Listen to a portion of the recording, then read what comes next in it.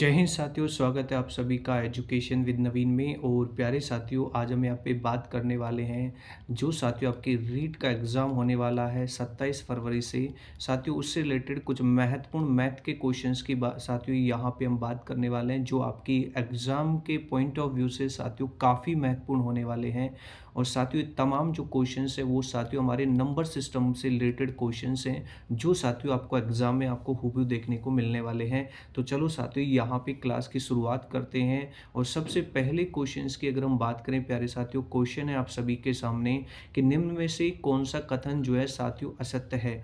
A option की बात करें, एक न तो अभाज्य है और ना ही साथियों भाज्य। बिल्कुल मेरे भाई ये एकदम सत्य कथन है कि एक जो होता है ना तो वो अभाज्य संख्या होती है, ना ही साथियों एक क्या होता है भाज्य संख्या होती है।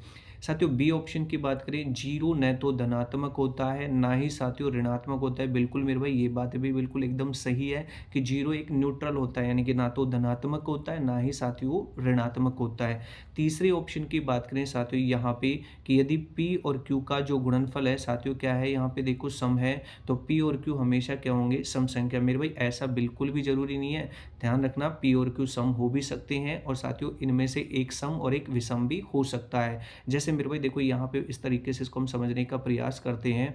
मेरे पास एक संख्या पी है, एक क्या है क्यू है, इन दोनों का गुणनफल प्यारे साथियों यहाँ पे सम है। तो ध्यान रखना प्यारे साथियों, अगर मैं पी का मान 6 ले लूँ और क्यू का मान 4 ले लूँ तो प्यारे साथियों दोनों को गुणा करने पे क्या आ रहा है 24। और 24 क्या है, एक सम संख्या है बिल्कुल। तो यहाँ पी का मान भी सम है और क्यू का मान भी सम है, यानी कि मेरे भाई हम ये बोल सकते हैं कि दो सम संख्याओं का गुणनफल हमेशा एक सम संख्या ही होने वाली है। ठीक है, लेकिन मेरे भाई अगर मैं आपसे कहूँ कि पी का मान मैं 5 लूँ यहाँ पे मेरे भाई, और क्यू का मान कितना लूँ 4 लूँ, अब इन दोनों को गुणा करेंगे तो साथियों कितना आ रहा है 20 आ रहा है। अब 20 भी क्या है मेरे भाई, एक सम संख्या है। क्या है मेरे भाई, एक यहाँ पे सम संख्या है और सम संख्या आ रही है। ध्यान रखना साथियों यहाँ पे पी का मान हमारा क्या था, एक विषम था, जबकि क्यू का मान क्या था साथियों यहाँ पे एक सम था।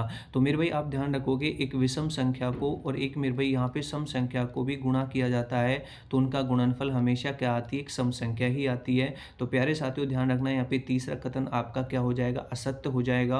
और चौथे की बात करें तो रूट 2 जो है साथियों एक अपरिमेय संख्या होती है। बिल्कुल मेरे भाई रूट 2 एक क्या होती है, एक अपरिमेय संख्या होती है। रूट 2 की अगर मान की बात करें तो प्यारे साथियों कितना होता है, 1.414 होता है। तो प्यारे साथियों इस क्वेश्चन के राइट आंसर की बात करें तो सी ऑप्शन आपका क्या हो जाता है, राइट आंसर साथियों यहाँ से हो जाता है। चलो साथियों अगले क्वेश्चन की बात करते हैं कि यदि n जो है ना साथियों क्या है, एक प्राकृत संख्या है तो रूट n का मान क्या होगा। प्राकृत संख्या की साथियों हम बात करें यहाँ पे तो प्राकृत संख्या साथियों 1 से शुरू होती हैं और मेरे भाई कहाँ तक चलती है, देखो अनंत तक चलती है। अगर हम सबसे छोटी प्राकृत संख्या की बात करें तो क्या होती है, 1 होती है। अब मेरे भाई आपको बताया कि यहाँ पे देखो n जो है एक प्राकृत संख्या है तो रूट n क्या होगा। तो मेरे भाई ऐसे समझो हमेशा एक प्राकृत संख्या होगी, ऐसा बिल्कुल भी जरूरी नहीं है। जैसे मेरे भाई अगर मैं n की वैल्यू जैसे 3 रखता हूँ, अब 3 रखूंगा तो मेरे भाई ये रूट 3 हो जाएगा। अब रूट 3 का एक प्राकृत संख्या है क्या, आप कहोगे सर बिल्कुल नहीं, ये क्या हो जाएगी, एक अपरिमेय संख्या हो जाएगी। रूट 3 क्या है मेरे भाई, यहाँ पे एक अपरिमेय संख्या है। और अगर मेरे भाई यहाँ n की वैल्यू अगर मैं 4 ले लूँ तो मेरे भाई रूट 4 क्या हो जाएगा, 2 हो जाएगा भाई रूट 4 का मान। और 2 क्या है मेरे भाई यहाँ पे बिल्कुल एक प्राकृत संख्या कह सकते हैं साथियों यहाँ पे, या फिर हम क्या बोल सकते हैं, ये क्या है, एक परिमेय संख्या भी है। तो ध्यान रखना कि अगर n एक प्राकृत संख्या है तो रूट n का मान हमेशा एक प्राकृत संख्या होगा, बिल्कुल ऐसा जरूरी मेरे भाई नहीं है, तो ये गलत हो जाएगा। हमेशा एक परिमेय संख्या होगी, नहीं मेरे भाई ऐसा भी जरूरी नहीं है, क्योंकि जब हमने n की वैल्यू 3 लिया तो हमारा जो रूट n है क्या आया था, एक अपरिमेय संख्या आया था। लेकिन n की वैल्यू जैसे ही साथियों हमने 4 लिया तो रूट 4 क्या है, एक परिमेय संख्या। तो मेरे भाई ये परिमेय भी हो सकता है और अपरिमेय भी हो सकता है, तो दूसरा कथन भी क्या हो जाएगा, गलत हो जाएगा। ठीक है, क्योंकि हमेशा नहीं हो सकता, हाँ परिमेय संख्या हो सकती है लेकिन n का मान रूट n का मान हमेशा एक परिमेय संख्या नहीं होगा। ठीक है, कभी परिमेय होगा तो कभी अपरिमेय होगा, हमेशा एक अपरिमेय संख्या होगा ऐसा भी जरूरी नहीं है, परिमेय भी हो सकता है और अपरिमेय भी हो सकता है। तो साथियों इस क्वेश्चन के राइट आंसर की बात करें तो डी ऑप्शन आपका राइट होने वाला है, या तो एक प्राकृत संख्या होगी या साथियों यहाँ पे क्या होगा, एक अपरिमेय संख्या होगा। ठीक है साथियों, अगले क्वेश्चन की तरफ बढ़ते हैं, नेक्स्ट सवाल की तरफ बढ़ते हैं। क्वेश्चन नंबर 3 की बात करते हैं साथियों यहाँ से कि निम्नलिखित में से कौन सा सही है, यहाँ पे यानी कि 4 ऑप्शंस में से साथियों ये बताना है आपको कि कौन सा ऑप्शन साथियों यहाँ पे सही होने वाला है। पहले ऑप्शन की बात करें कि एक तर्कसंगत संख्या का दशमलव विस्तार समाप्त हो रहा है, बिल्कुल मेरे भाई ऐसा बिल्कुल भी नहीं है, तो ये हमारा क्या हो जाएगा, गलत हो जाएगा।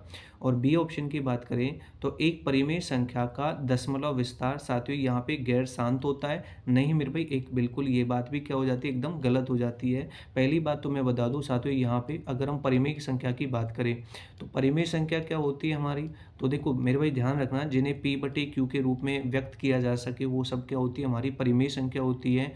मेरे भाई यहाँ पे ध्यान रखना, क्यू का मान कभी भी 0 के बराबर नहीं होना चाहिए, ठीक है।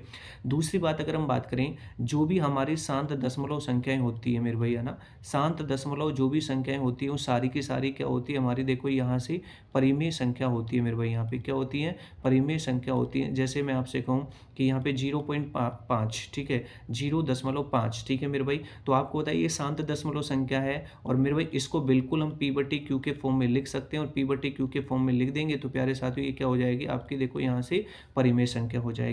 तो तमाम शांत दशमलव वाली जो संख्याएं होंगी वो कैसी होंगी हमारी, देखो परिमेय संख्याएं होंगी। जैसे मैं आपसे एक एग्जांपल की ओर बात करूं तो प्यारे साथियों, जैसे यहाँ पे 0.25, तो बिल्कुल ये शांत दशमलव है भैया ना, दशमलव के बाद में 2 स्थान तक पूरी तरीके से भाग हुआ है, तो ये क्या है हमारी एक शांत दशमलव, और शांत दशमलव संख्या है तो प्यारे साथियों क्या होगी, परिमेय भी होगी। एक मेरे भाई ध्यान रखना, जो यहाँ पे ध्यान रखना, पुनरावर्ती अशांत दशमलव, ठीक है, पुनरावर्ती अशांत दशमलव, ठीक है, अशांत दशमलव वाली तमाम जो संख्याएं होती हैं प्यारे साथियों वो भी क्या होती हैं, परिमेय संख्या होती है। यानी कि दशमलव बिंदु के बाद जिन अंकों की पुनरावृत्ति होती है, ध्यान रखना वो सभी किस में आते हैं, परिमेय में आते हैं। जैसे मान लो दशमलव के बाद में 0.3333333, यहाँ पे 3 का रिपीटेशन हो रहा है, 3 की पुनरावृत्ति हो रही है, तो प्यारे साथियों इसको हम क्या लिखेंगे, 3/9 ही तो लिखेंगे, क्योंकि पुनरावृत्ति को रोकने के लिए जिस अंक की पुनरावृत्ति हो रही है उसके ऊपर बार लगाएंगे, और बार हटाने के लिए क्या करेंगे साथियों, 3 को किससे डिवाइड कर देंगे, यहाँ पे 9 से। तो 3/9 बताओ ये पी बटे क्यू की फॉर्म में हुआ कि नहीं हुआ, और अगर पी बटे क्यू की फॉर्म में है तो मेरे भाई बिल्कुल ये क्या है, एक हमारी परिमेय संख्या है, तो मेरे भाई दूसरा भी क्या हो जाएगा आपका, गलत हो जाएगा। तीसरे ऑप्शन की बात करें, एक अपरिमेय संख्या का दशमलव विस्तार समाप्त हो रहा है, नहीं मेरे भाई अपरिमेय संख्या का दशमलव विस्तार कभी समाप्त होता ही नहीं है। और साथ में ध्यान रखना, दशमलव के बाद में आपको पता है अंक रिपीटेशन नहीं होता है, ध्यान रखना साथियों, यहाँ पे अंकों की पुनरावृत्ति आपको देखने को नहीं मिलती है दशमलव के बाद में भी, है ना, अशांत रहती है, लेकिन ध्यान रखना दशमलव के बाद में अंकों की पुनरावृत्ति नहीं होती है। यानी हम ये बोल सकते हैं प्यारे साथियों, अपुनरावृत्ति अशांत दशमलव जो संख्याएं होती हैं प्यारे साथियों, यहाँ पे वो कैसी होती हैं, अपरिमेय संख्या होती है, तो ये भी क्या हो जाएगा हमारा, गलत हो जाएगा। चौथे ऑप्शन की बात करें तो एक अपरिमेय संख्या का दशमलव प्रसार अशांत और n आवर्ती वाला होता है, बिल्कुल, यानी कि अशांत भी रहता है, और मेरे भाई यहाँ पे अंकों की पुनरावृत्ति भी आपको देखने को नहीं मिलती, तो बिल्कुल ये आपका बिल्कुल क्या है, सही है, यानी कि डी ऑप्शन इस क्वेश्चन का क्या हो जाएगा साथियों, राइट आंसर हो जाएगा। अगले क्वेश्चन की बात कर लेते हैं, देखो यहाँ से नेक्स्ट क्वेश्चन की बात कर लेते हैं कि 110 तक की सभी विषम अभाज्य संख्याओं का गुना किया जाता है तो इस गुणनफल की इकाई का अंक क्या होगा। ध्यान रखना प्यारे साथियों, वैसे तो अभाज्य संख्याएं क्या होती हैं, ऐसी संख्याएं जो केवल या तो स्वयं से कटेंगी या फिर साथियों किससे विभाजित होती हैं, 1 से, या फिर हम कह सकते हैं ऐसी संख्याएं जिनके केवल और केवल 2 फैक्टर होते हैं, 2 गुणनखंड होते हैं प्यारे साथियों, वो क्या कहलाती है, हमारी अभाज्य संख्याएं कहलाती हैं, ठीक है। अब देखो सबसे छोटी अभाज्य संख्या क्या होती है आपकी, 2 होती है भैया ना, ये मेरे भाई एक बात ध्यान रखना, सबसे छोटी अभाज्य संख्या, सबसे छोटी अभाज्य संख्या कौन होती है, 2। और इसी के बारे में हम एक बात और बोल सकते हैं, एकमात्र समअभाज्य संख्या, एकमात्र समअभाज्य संख्या मेरे भाई ये भी कौन होती है, 2। एक बात ये ध्यान रखनी है आपको। लेकिन मेरे भाई यहाँ पे देखो विषम अभाज्य संख्याओं का गुणनफल बोला है, तो इस तरीके से प्यारे साथियों यहाँ हम ध्यान रखेंगे प्यारे साथियों कि विषम अभाज्य संख्याएं, जैसे मान लो आपका 3 हो गया प्यारे साथियों, यहाँ पे 5 हो गया, फिर साथियों 11 हो गया, ठीक है, मेरे भाई यहाँ पे 13 हो गया, इस तरीके से साथियों हमें 110 तक जाना है मेरे भाई, कहाँ तक जाना है, 110 तक जाना है। तो मेरे भाई ध्यान रखने वाली बात ये है कि सारी की सारी कैसी संख्याएं, विषम है, कैसी हैं, विषम है, और विषम संख्याओं को साथियों अगर हम किससे गुणा करें, 5 से, यानी कि हम सीधी सी भाषा में मैं आपको कहूँ कि 5 को अगर किसी भी विषम संख्या से गुणा करेंगे, ठीक ठीक है।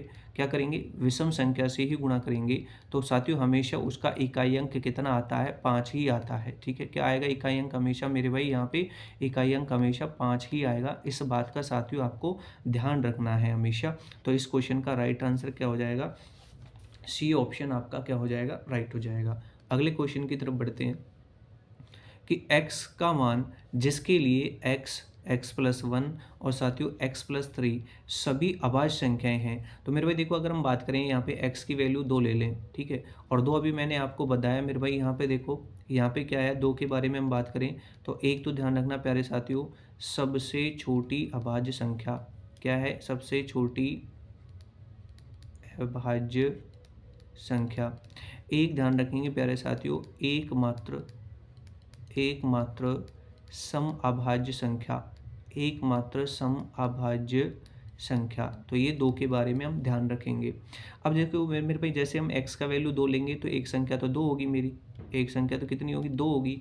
यहाँ आपको पता है 2 + 1 करेंगे तो प्यारे साथियों, 2 + 1 करेंगे तो कितना हो जाएगा, देखो ये तो 2 और ये कितना हो जाएगा, 3 हो जाएगा। यहाँ साथियों 2 + 3 करेंगे कितना हो जाएगा, देखो मेरे भाई यहाँ पे 5 हो जाएगा। अब 2 की बात करें, 3 की बात करें, 5 की बात करें, तो ये तीनों ही मेरे भाई क्या है आपकी, ये तीनों की तीनों क्या है बताओ, अभाज्य संख्या है या नहीं है। आप कहोगे सर बिल्कुल ये तीनों क्या है, हमारी अभाज्य संख्या है। तो आपका साथियों यहाँ पे राइट आंसर क्या हो जाएगा, एक्स का वो क्या मान हो जाएगा, तो 2 हो जाएगा, यानी कि सी ऑप्शन साथियों इस क्वेश्चन का क्या हो जाएगा, सही आंसर हो जाएगा। अगले क्वेश्चन की बात कर लेते हैं। देखो मेरे भाई यहाँ पे कि 3 अभाज्य संख्याओं का योगफल जो है प्यारे साथियों कितना है, 100 है। यदि इनमें से एक जो है किसी दूसरी से 36 क्या है मेरे भाई यहाँ पे अधिक है, तो इन संख्याओं में से एक संख्या कौन सी है। ऐसे समझो मेरे पास में 3 संख्याएं, एक x है, एक y है और मेरे भाई एक क्या है, z। इन तीनों का जो योग है ना मेरे भाई यहाँ पे, वो किसके बराबर है, देखो यहाँ पे 100 के बराबर है, ठीक है।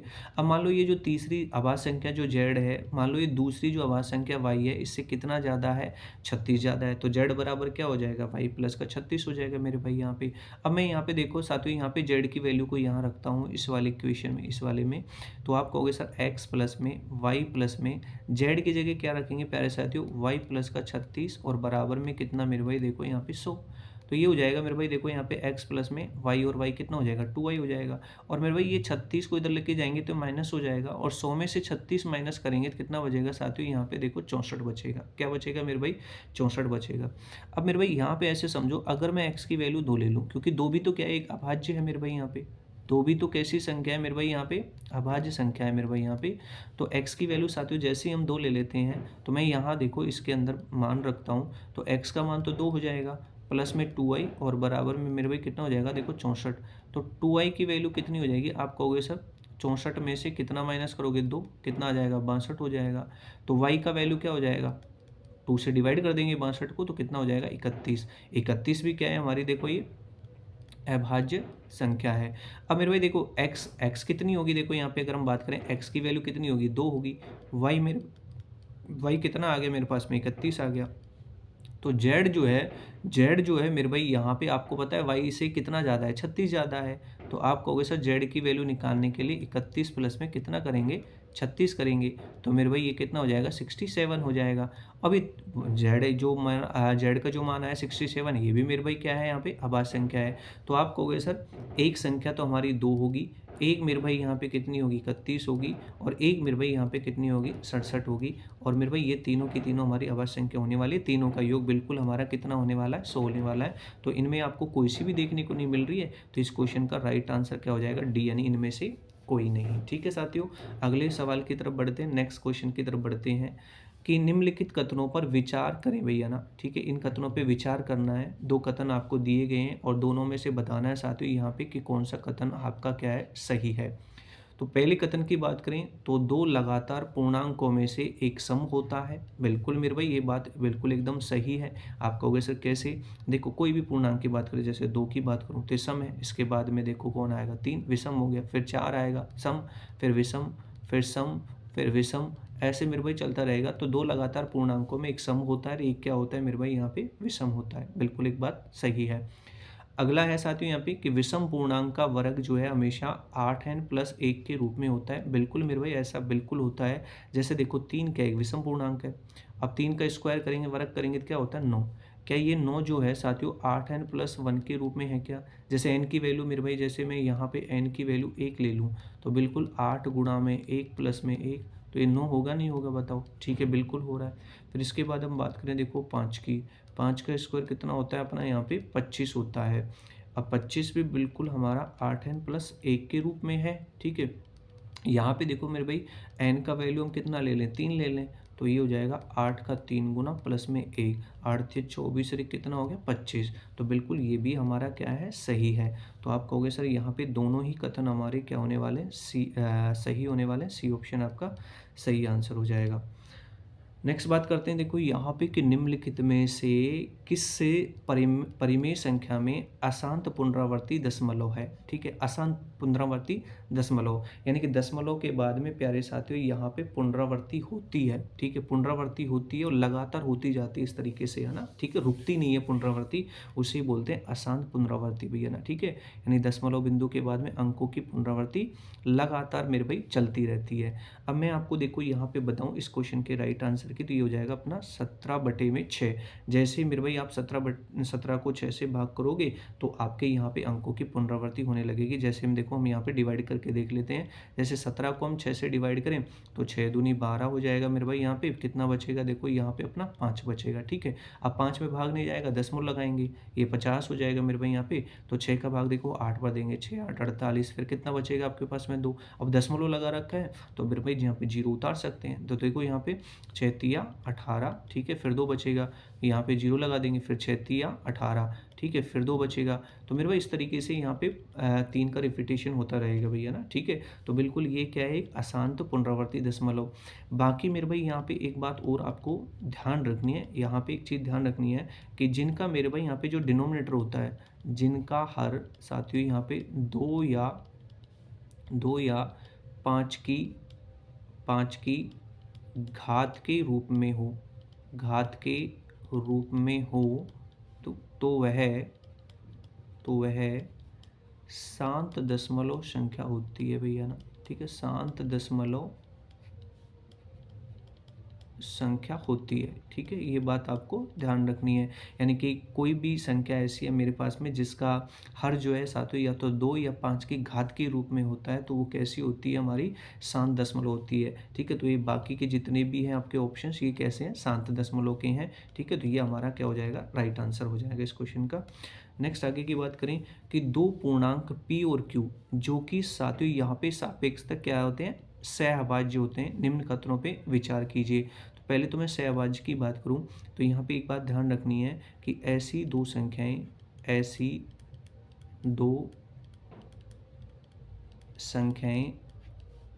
जिनका HCF, जिनका में से या इनका HCF की बात करें प्यारे साथियों, एक होता है, वे संख्याएं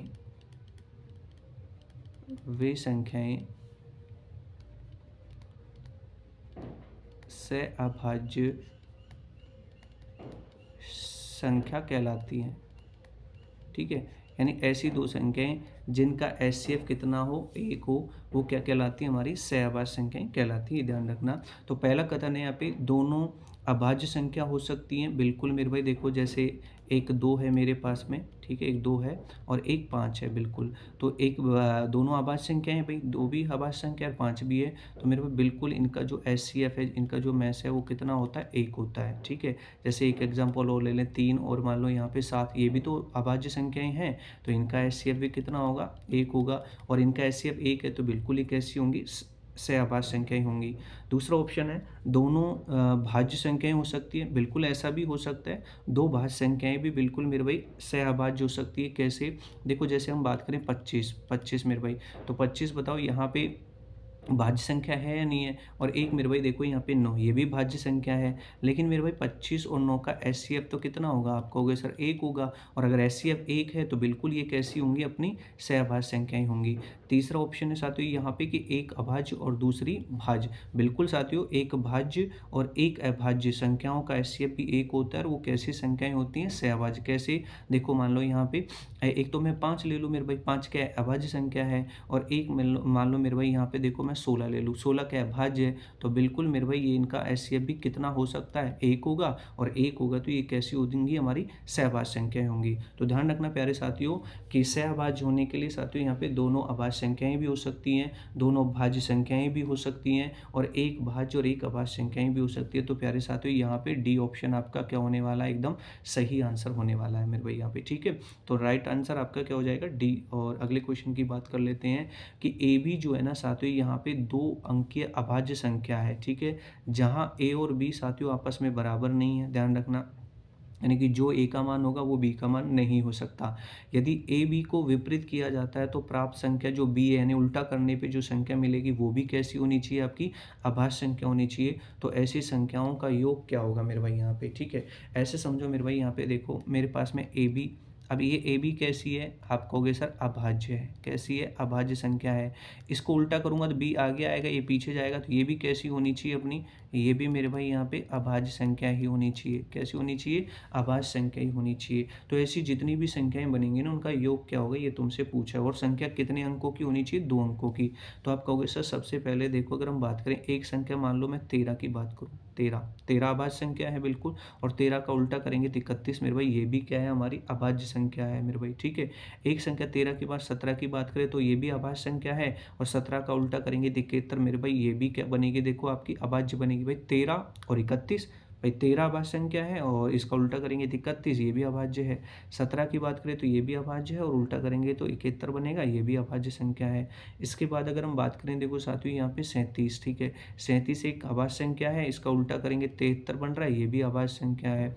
एक मेरे भाई यहाँ पे देखो 79 79, ठीक है, तो अभाज्य संख्या है, इसका उल्टा करेंगे तो 97 97 भी क्या है हमारी अभाज्य संख्या है। तो ऐसी संख्याएं हमारे पास में केवल और केवल कितनी है, देखो यहाँ पे 1 2 3 4 5 6 7 8 संख्याएं हैं। अब इनका योग पूछा है तो आप सबको जोड़ दीजिए, यानी कि 13 प्लस में 31 प्लस में मेरे भाई यहाँ पे 17 प्लस में मेरे भाई यहाँ पे 71 प्लस में मेरे भाई यहाँ पे देखो 37 करेंगे, फिर 73 करेंगे, प्लस में मेरे भाई यहाँ पे 79 यानी 79 प्लस में 97, और इन सबको साथियों आपको क्या करना है, ऐड करना है। और तो ऐड करोगे तो प्यारे साथियों ये आपके पास आ जाएगा 418, यानी कि डी ऑप्शन आपका क्या हो जाएगा, इस क्वेश्चन का राइट आंसर हो जाएगा। तो साथियों इस तरीके से हमने यहाँ पे देखो मैथ के 10 महत्वपूर्ण क्वेश्चंस के बारे में मैंने बात की, और साथियों ये आपके लिए एग्जाम के लिए, आपके एग्जाम के लिए काफ़ी महत्वपूर्ण होने वाले हैं। साथियों अगर आपको वीडियो अच्छी लगी, वीडियो को लाइक करें, शेयर करें, और साथियों अगर हमारे चैनल पर नए हैं तो प्लीज़ साथियों यहाँ पे चैनल को सब्सक्राइब करें, बेल आइकन को प्रेस कर लें, ताकि आपको नेक्स्ट वीडियो जो है साथियों आपको यहाँ पे देखने को मिले भैया ना, ठीक है। तो मैं साथियों यहाँ पे मैथ के तमाम जो आपके टॉपिक हैं उन सभी के ऊपर यहाँ पे साथियों क्वेश्चंस लेके आने वाला हूँ, ठीक है। डेली यहाँ पे आपको क्लासेस देखने को मिलेंगी। तो साथियों सभी लोग यहाँ पे चैनल को सब्सक्राइब भी कर लें। सभी का बहुत बहुत धन्यवाद।